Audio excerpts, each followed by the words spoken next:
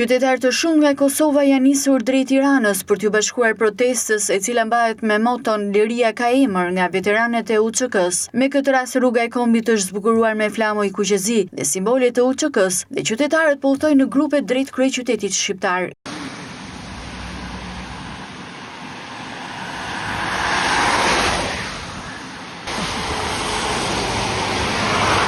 Për shkak të fluksit të lartë të mjeteve, policia rrugore ka shtuar prezencën për të garantuar qarkullim normal dhe për të shmangur bllokimet e mundshme të trafikut. Tubimi në Tiranë pritet të zhvillohet në orën 17 të pasdites, ndërsa organizatorët kanë bërë thirrje për pjesëmarrje paqësore. Rruga e Kombit do të jetë pa pagesë për të lehtësuar qarkullimin e qytetarëve që udhtojnë drejt Tiranës, ndërkohë Kryebashkiaku i Prishtinës ka njoftuar se ka nënshkruar një vendim që mundson transport falas për të gjithë veteranët e ushtrisë shërimtare të Kosovës, të cilët do të protestojnë në Tiranë. Ndërkohë që transport falas është vendosur edhe nga pushteti vendor në Shkodër për ata që duan të bëhen pjesë e marshimit kombëtar.